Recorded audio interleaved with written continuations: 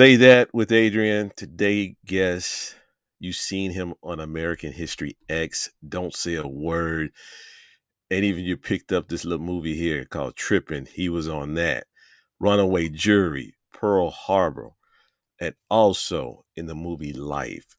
His TV show made appearance on the Martin Lawrence show, and he's one of the original kings of comedy. Welcome to today's show. The comedian, the actor, Mr. Guy Torry. What's happening, man? How you doing? I'm good, man. You know, maintaining out in these COVID streets, man. yeah, you got to be safe out there. You know, Hell you're yeah. doing the shows and stuff. Yeah, man, you got to be safe out here, man. You know, flying on these planes and you know, being in these venues, and you know, but you know, with God's blessing and responsibility, then you know, you go out there and you tackle it. People need to laugh. We need the laughter. We need the people to laugh. That's what feeds us. So, you know, keep on coming out, man. Just be safe when you come out to these comedy clubs. We both need it therapeutic for both of us, the audience and the comedians. Yeah, because the Bible said laughter is good for the soul.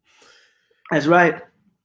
You got a new documentary coming out about Fat Tuesdays, being in a comedy act. When that looking to be and where it's going to be shown on? Fat Tuesdays, story about the greatest comedy night in the history of comedy, best damn comedy show, period, other than my live show. But this documentary is going to be crazy about Fat Tuesdays. It was at the Comedy Store. But we do tell the story of the Comedy Act Theater as well, because that laid the groundwork for a night like Fat Tuesdays. So, you know, we good. We rolling, man. We thinking next quarter, first of next year. Amazon Prime paid for it. Man, they were a great partner to be in bed with, and Reggie Hullen directed it. Okay, and it's gonna be fantabulous. It's gonna be great. So we're looking at 2022. 2022. This year is almost over with anyway, man. Yeah. So 2022 first quarter. Yeah. You know, we gonna do it. We're gonna do the damn thing. We did the damn thing. It's gonna do the damn thing. And everybody who's listening and watching, they're gonna do the damn thing to watch it themselves. That's right. Say that. What's this? Say that. Say that, man. Say that shit. That's what I'm saying. I'm cussing with my shit. Say that shit. Name of the show. Let's go back, man. Let's go back. When you came out of college, man, did you have the potentials of becoming a comedian, actor at the time? When I came out of college, or when I got kicked out of college? Which one you? Which story you want? Either one. Either one. When I got kicked out of college, then no, I had no. Joe had already moved to LA. My brother Joe Torry, those who don't know, he's a comedian as well. My older brother Joe, he moved out to LA first. Right. And when I was in college, you know, Joe had moved to LA and started doing stand up. And I was like the campus clown. I was always a school bus clown in high school, you know, in football practice, in track practice, in wrestling practice, in basketball practice.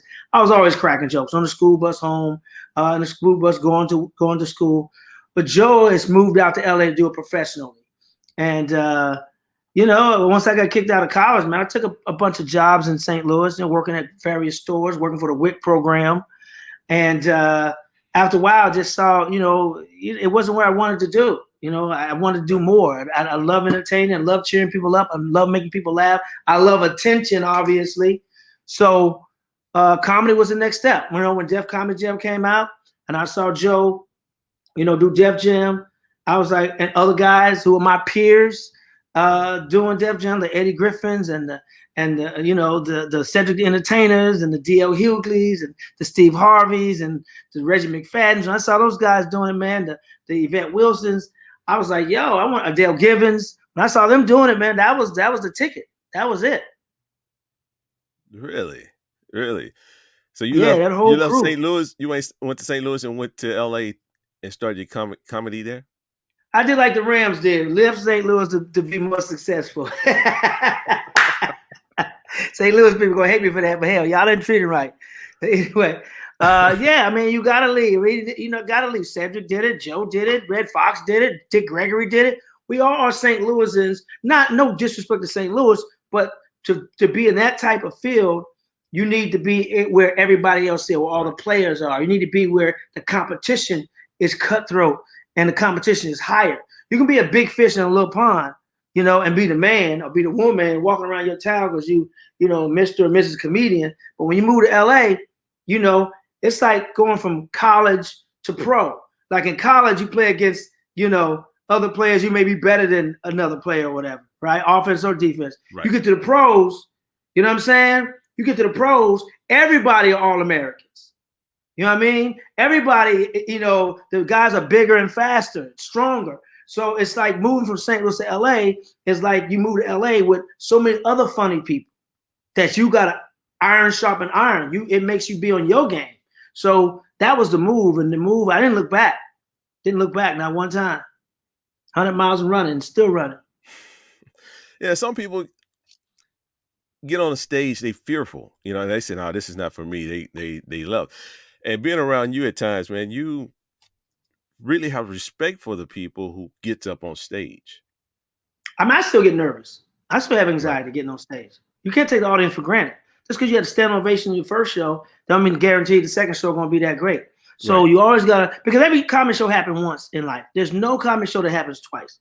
All those same people will never be in the same space and time ever again while you're on stage telling those jokes or any performance. So you got to treat each show as an individual and respect each show and respect everybody who comes out. People pay their hard-earned money to come out, especially come out during COVID just to get a laugh. You can't disappoint them. Don't let them waste their damn time, especially black folks. No, don't waste black folks' time. Don't waste their money. Don't waste their time. Don't waste their energy. Don't waste their outfit. Yeah. Don't waste the outfit. When a black person go out, they get dressed up to the nines. And if you go there, they get dressed up and you ain't funny, they didn't waste the outfit. You done blew their high. Yeah. So I take that into consideration every time I hit the stage. Even if I'm just practicing and working out, I still have to give some level of, funny. Even though I don't know if some of those jokes are going to work or not, but you got to mix stuff that you know is going to work in it with stuff that you may not, have ever done before. Because you got to still give them some level of entertainment, some level of funny, and give them what they pay for. Let's go back. You said you got kicked out of the university for what? Okay. Let's move on. I hit a cop. Yeah. Knocked his ass out. But anyway, on the campus? A whole other story. Campus cop? Yeah. It wasn't a campus cop. It was a city cop. It was a city. It was a city. It was a city. But a fight happened in the student union, basically. Right? And two fraternities, I won't say their names, got into a fight, a brawl. And, somebody grabbed me from behind. I just turned around and swung. Bah! And it just happened to be a cop. And, that was the story right there. Not only did I get kicked out of the college, I got kicked out the whole town. I couldn't come within 100 miles of that city. It was only 109 miles out of St. Louis. Wow. So, yeah. Wow. Yeah, so, yeah, I got kind of that bad. Well, like my grades were stellar anyway, but still. I'm getting in a bunch of trouble. But hey, but I was always Jones. A good thing, though. Yeah, absolutely. The best thing that happened to me is getting kicked out of college. Actually, the best thing that happened to me is punching that cop. That felt so good. Punched him in the face. I didn't know who I was punching at the time, but I found out. I was like, yes. Now, I don't condone people going around and slapping and beating up cops. Okay, just me, but not y'all. But it is some satisfying thing to it. And since that sent you to LA, you also but you also was in the Martin Lawrence show. I started Martin show, the sitcom. I was started as a PA. Joe was friends with Martin. Told him, I just moved to town, needed a job. I think Joe just wanted me to get out of his pocket. And I took a PA job, a gopher. That's what that is, production assistant. For those of you who don't know, it's a gopher. That means you run errands. You do everything that nobody else want to do, your ass better do it. And I did it, and I did it well because I was raised by a military dad and a mom who's a teacher who had discipline and order and always taught the importance of being on time and giving your all. So whatever job I took, I made sure I gave it my all. I don't care how big or small somebody thought it was. I'm going to give 1,000% every time. Like this interview.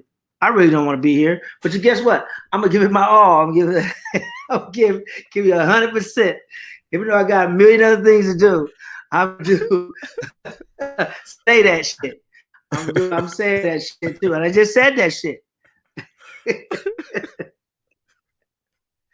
The weather's beautiful outside LA. They gonna be stuck in the house talking to your moon face ass. But I'm doing it. That's what I I'm have doing to it. deal with. That's what I have to deal with. Giving away That's my good. intellectual property for free. You know these stories? People pay for these stories. But you my buddy, you my guy. So I fucks with you. Other than that, I only do it Appreciate for it, people man. I fuck with. I ain't even gonna lie. I quit doing everybody's interview and podcast and all that stuff. I'm very selective now. Because Yeah. you can get this intellectual property, these stories we giving out, people will pay for. You know what I mean? So Yeah. I'll give you, I'll show you a shoulder, but I ain't gonna show you the titty. I ain't gonna see the nipple or the titty. You go get the shoulder. You was also one of the original kings of comedy, man. You was there with Cedric Entertainer, Yep. Bernie Mac, Bernie Mac. Steve Yep. Harvey, Steve Harvey. Yep. and then Hmm.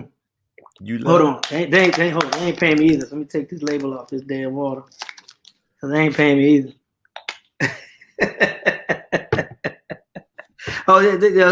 Check, it's still Breast Cancer Awareness Month. So if you wondering why I got this pink hat on, it's Breast Cancer Awareness Month, October. So shout out to those, Yes. those, yeah, Yes. yeah, for sure. Yes. It's going through that. Yeah, you was one of the original kings of comedy. Then all of a sudden you left. Then they brought in D.L. Hughley. I Yeah, always rightfully tease so. Rightfully so. I always tease you about that because I was like, me DL haven't say thank you for coming on, letting him get on Kings of Comedy. I ain't let DL do nothing. DL did it on his own. He earned that spot. I left because I wanted to become a better comedian. And I was only 5-6 years in the game at that time. Bernie and Really? Cedric and Steve was like 15, 20 in.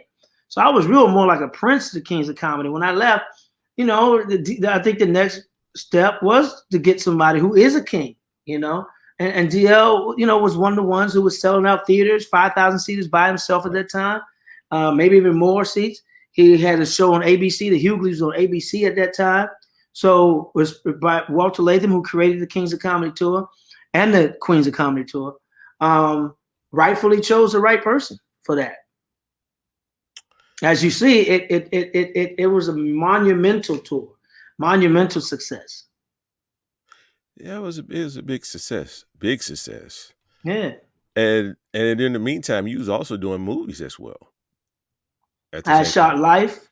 Yeah, I shot Life and Tripping. And I was doing a sitcom at the time. But yeah, no, I shot Life at the same time we were shooting. We were on the Kings of Comedy Tour. So Bernie Mac and I was on tour.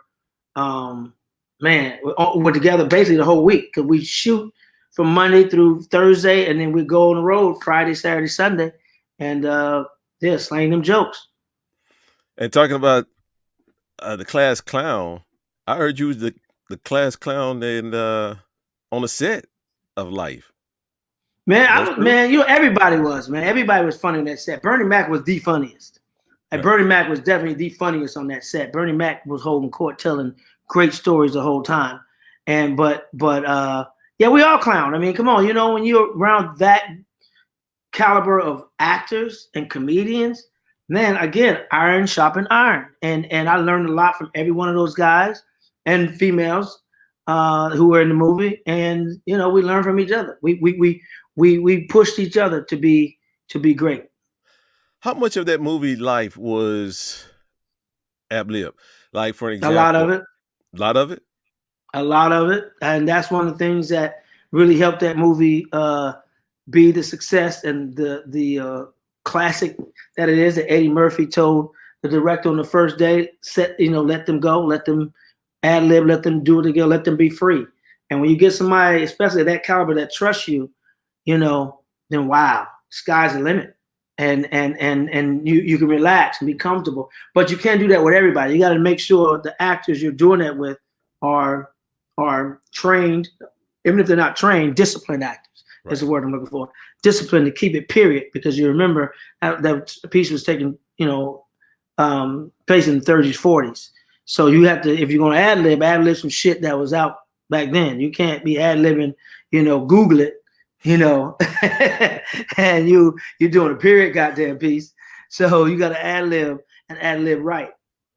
Yeah, the reason I asked because I saw Sanford and Son episode and you could tell Mm-hmm. Fred was like ad-libbing Oh man, a lot. And I was like, a lot. You can tell. You can tell when the other yeah, actors kind of crack up and try to hold it in because they know that wasn't coming. Because usually when you get the script, you rehearse so many times, you know what punchline is coming. right. But when you get a director, and who lets an actor who's talented enough to do it, you let him do it, like a Mike Epps and Eddie Murphy and myself or Kevin Hart and Cedric. I mean, those guys. We're on the road all the time doing our job. We know what's funny. We know what funny is. Right. Eddie Griffin. We know what funny is. So when you can have somebody ad lib like that and just go, it's like it's fun when you get a director who lets you go like that and be free. They trust you, and they trust your instincts. And you got to realize, as comedians, we travel across the country all the time, so we know what makes people laugh in L.A. as well as Topeka, Kansas, as well as Poughkeepsie, as well as Fort Myers, Florida, everywhere. So and that's the thing. Some people who don't travel and they try to ad lib, some shit be too inside or too local. Right. You got to break that shit out. So when people are watching that movie, that TV show, that those people in Topeka and Poughkeepsie and Fort Myers are hearing you. What scenes in that movie? Well, everything, goddamn. Yeah, didn't make the scene that you like. Oh, that should have made it, but it didn't make it. A lot of stuff didn't make it. A lot of characters didn't make it. Cicely Tyson was in that movie. She played Eddie Murphy's mom, and she got completely cut out. And she had some great scenes with Eddie.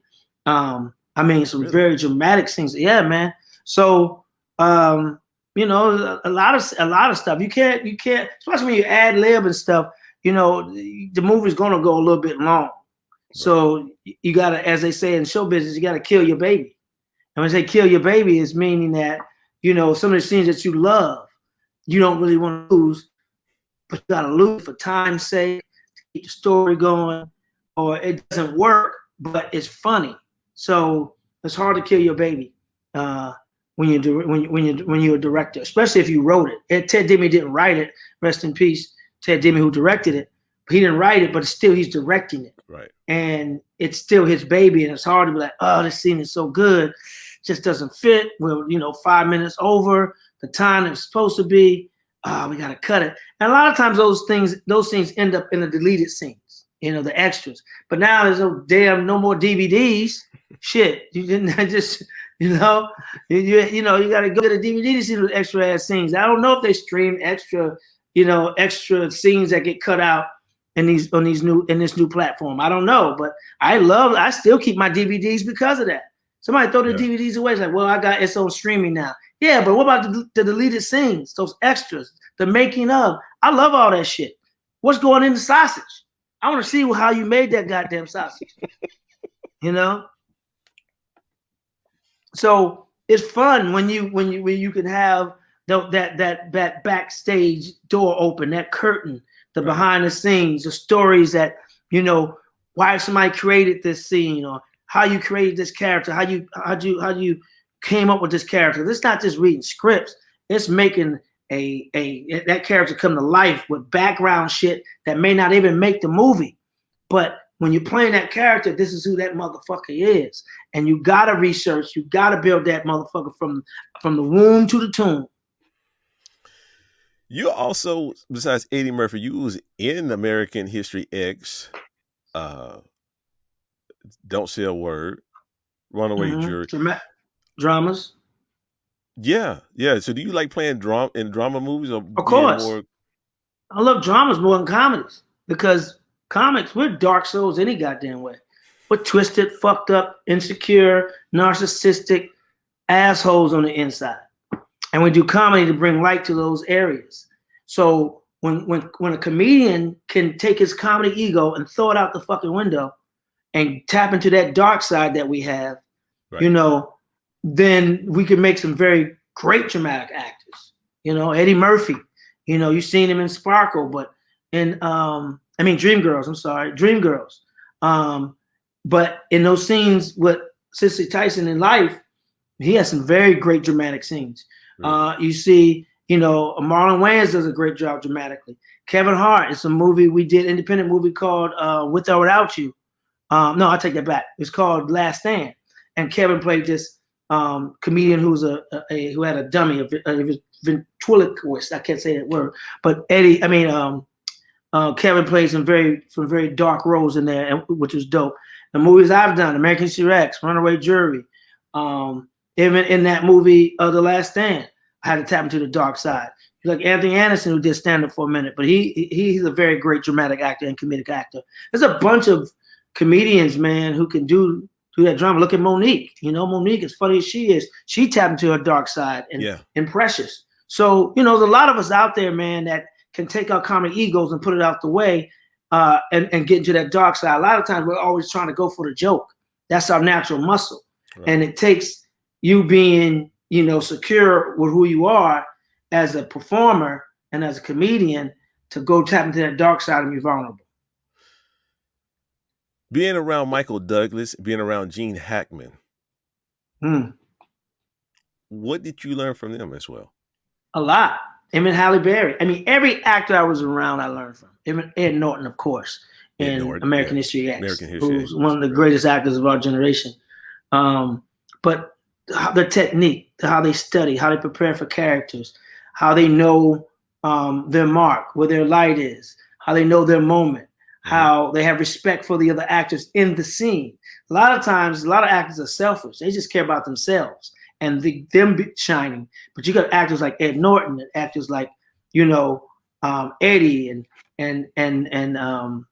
the ones you mentioned, Gene Hackman and John Cusack and they care about the entire scene. So I got my drawers in the shot. Sorry, y'all. I'm packing to go out of town, so all my drawers in the joint. But they're very dramatic, and they respect the craft. And I never worked with Sharon Stone, but I remember bumping into her at a Laker game one time, and she found out I was an actor, and she was like giving me not advice on some diss shit. It was like, yo, respect the game, always be where you should be. And she just gave me advice that was like on some chill conversation shit, and I so appreciated that. But I've learned a lot from them. Halle Berry, man, I had a role in introducing Dorothy Dandridge, and there's a scene with Halle. I had one line to her, but there was a scene when she was in a scene with the other actor. And in movies, they do the whole scene, then they move in for your close up, your singles, and all that stuff. Right. And they had done hers first, right? Her close up, her single, and she was reading with the other actor, and in the scene, and blah blah blah. And then they said, "Okay, Miss Berry, we're done. We're gonna do his close up now. You can go to your trailer." She's like, "No, I want to be here for him. I want to be here for him."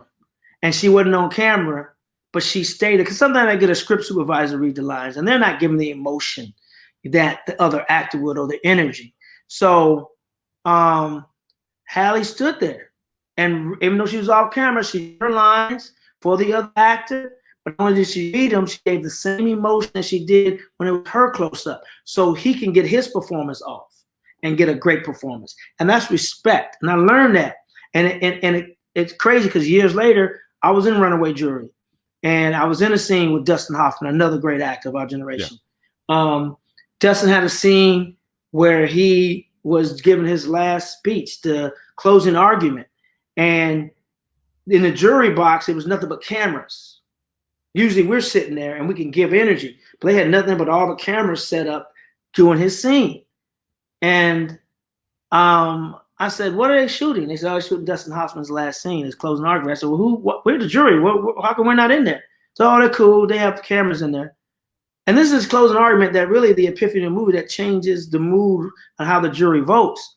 And I went, man, and I just sat there in the jury box with all the cameras and stuff set up, and I gave him eye contact. I gave him the energy, the emotion that I felt his character needed to deliver his, closing argument, man. And it was so flawless what he did. And afterwards he said, "Man, thank you. Really? Thank you. I appreciate that." But I learned that from watching Halle Berry. Wow.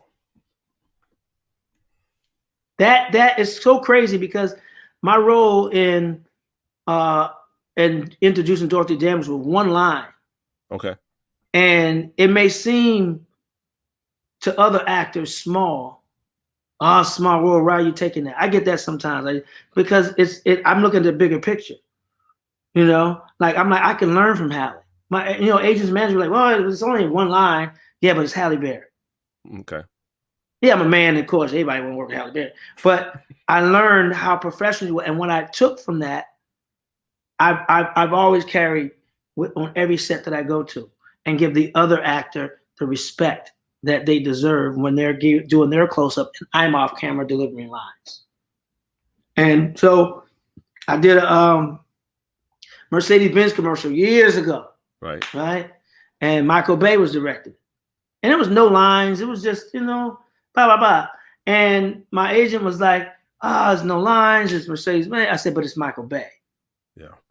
I said, I want to know how he directs. I don't care if it's any lines. It's some money, but I want to see how his style of directing. I had never worked with him. I said, one day I'll work with him, and then bam, Pearl Harbor came. And ironically, when I did that commercial, it was like on a Thursday or Wednesday or Thursday. That Friday, I went to see a movie called Ronin in Westwood, and Michael Bay was at the thing. We bumped it. It was like, he was like, hey, and he had done Bad Boys, so he knew we talked about Martin because he did Bad Boys, so we talked about me working on the Martin show. He had done Armageddon with my boy Bear, rest in peace. Bear was in Armageddon, so we had similar stories and friends that were mutual. So when Pearl Harbor came and I walked into the audition room, he was like, whatever, basically you got the role. So sometimes the relationships are more important than, or actually those relationships are important. Yeah, and so sometimes they're not. Sometimes you can get all caught up in your ego, like, it's a small role or some one line and things like that. But you never know what come out of it. God put that opportunity in your presence for a reason. So you take it and you learn from it. God doesn't make mistakes. Oh, he did make you. That was the only mistake he made. Oh man. Are you in any movies right now? Are you working on any? No, movies? I focus on my documentary. I have so many other projects that I want to get off the ground that I want this documentary to be the launching pad for. Okay. I just guest starred on Real Husbands of Hollywood. They asked me to come on and do it. I was kind of like put acting on the back burner for a minute, just chilling, and it kind of brought me out of it. So I got bit by the bug again. So yeah, I'm gonna return back to acting after my because I just wanted to really focus on stand up and production, the production side. Really try to get this documentary off the ground, and God, God blessed me with Amazon. He blessed me with Kelsey Grammer, who's co-producing with me. He blessed me with Reggie Hudlin, and he blessed me with all the acts, all the comedians and talents that are in the movie, as long as the film crew who are amazing. Kelsey Grammer from Frasier? Yeah, he's cool, but I took it to his production company. Really? And they love the story. Shout out to GramNet. And Tom Russo and Jordan. Man, thanks for and then taking it to Kelsey, and then the rest was history. And I mean, let's be honest. I mean, Kelsey, you got a name like Kelsey Grammer, man. It gets you in doors that I can't get in. Yeah. You know what I mean? Let's just be honest. Yeah, they love Guy Torry, but Guy Torry doesn't have the. I haven't had shows that I sold already. Kelsey had Girlfriends and The Game and things like that, so he'd already a proven producer. I wasn't a proven producer yet, proven actor, proven comedian, but not as a producer. So this right here, once people see it, they will love it, and it'll put me in that next round where so many comedians have already gone and doing great work, from Chris Spencer to Eddie Murphy to Chris Rock to Kevin Hart to people already these stand-ups are producing their own stuff now and doing well at it. Before we go, what kind of advice can you give someone who's looking to become an actor but he's a comedian or she's a comedian? Study the craft. It don't have to be entertainment. It don't have to be comedy. Whatever the hell you're trying to do, study the craft. Sacrifice. Fuck your friends. Fuck trying to get numbers. Fuck trying to get, study the craft and know that it's what you want to do. because sometimes shit look good on the outside, and ask people, ask for advice. But sometimes shit look good on the outside, and you get into it, it's like, I didn't know it was all this.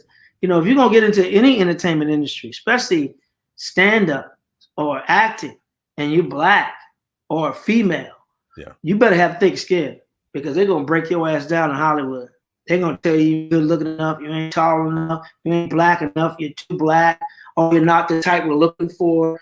If you can't take fucking criticism, you better just keep your little punk ass in your little small ass town and do small ass things. Because coming to LA is no punk. I'm gonna tell you right now, straight no chaser.